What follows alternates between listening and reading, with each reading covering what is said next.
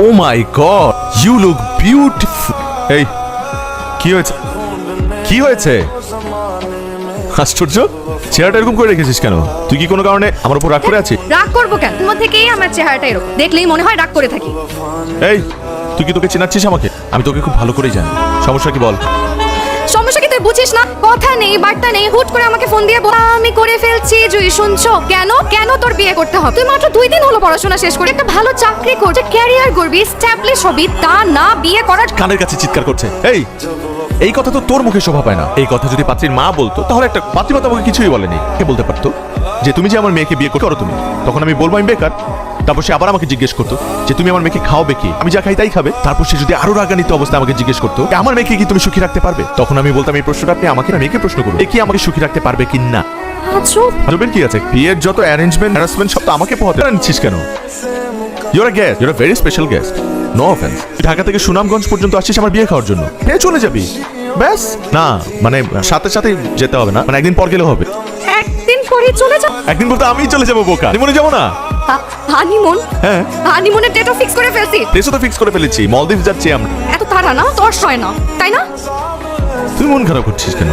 এই আর আসবি, মন খারাপ করার কি আছে?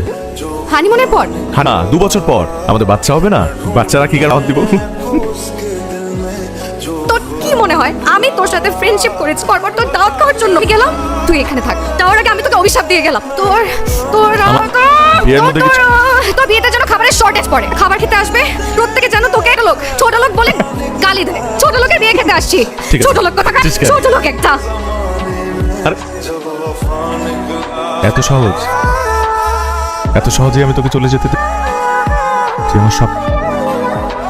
আর বন্ধুত্বের অপর নাম যদি হয় ভালোবাসা, তাহলে আমি তোকে আজীবন ভালোবেসে যাব। তুই আজীবন আমাকে ভালোবাসিস, বুঝতে পারিস না যে আমি তোকে কতটা ভালোবাসি? একটু বোঝার চেষ্টা কর। আমার বুকের ঠিক এই পাশটায় কে আমি খুব যত্ন করে আগলে রাখবো। এই পাশে না, এই পাশে। এই পাশে সমস্যা কি? এই পাশে। হ্যাঁ, ডান পাশে। আরে! ডান পাশে আগলে রাখবো। আরে বাম পাশে তো তোর ভাবির জায়গা। ধ্যাৎ। চল, কি করছে? কি সুন্দর ফুল দিয়ে সাজিয়েছি। ফুল কেন? তুই বুঝিস না এত ফুল কেন? জি না, প্লিজ। কদিন পর আমার ফুল সজ্জা না, সবাই তো বেডরুম সাজায়, আলাদা হওয়ার জন্য পুরো বাড়ি সাজালাম। হ্যালো, খুব ভালো করেছিস। ও বাড়ি ফুল দিয়ে সাজিয়েছিস, পুরো বাড়ি ঘুরে ঘুরে ফুল সজ্জা করিস? তুই স্টুপিড, মুখে আজে বাজে কথা বলছিস। মই? হ্যাঁ মা, পান্দন্নি নিয়ে আসছি। হ্যামদরের সাথে আসছি। এই তো এসে গেছে আমার লক্ষ্মী মা। ভেবেছিলি তুই আমার জীবনে নতুন মানুষ আসছে দেখে আমি বন্ধুত্বের ভালোবাসা ভুলে যাব? একদম, ভালোবাসা ঠিক আগের মতোই আছে, এক বিন্দু কম। ভালো কথা, তোকে নাকফুলে বেশ মানিয়েছে। আচ্ছা তুই নাকফুল পরিস না কেন? কারণ এর আগে নতুন কেউ কখনো আমাকে বলেনি যে নাক ফুলে আমাকে দারুণ লাগে, তো এখন থেকে পরবো এইটা ভেবে যে কেউ কোনোদিন আমাকে বলেছিল নাক ফুলে আমাকে দারুণ লাগে। ভালোবেসে দিয়েছি কিন্তু যত্ন করে আগলে রাখিস। আগলে তো রাখতেই চাই, কিন্তু আমার স্বাদ আছে, সাধ্য যে নেই। অদ্ভুত অদ্ভুত কথা বলিস, যদিও শুনতে ভালো লাগে। আচ্ছা ভালো কথা, চলে আসবে চল। হ্যাঁ, আজকে ওর ফ্যামিলি নিয়ে আমাদের বাড়িতে আস। সিনথিয়া কি অনেক সুন্দর? আমার থেকেও বেশি? আবার কেমন প্রশ্ন? তুই তোর মতো সুন্দর, ওর মতো সুন্দর। তবে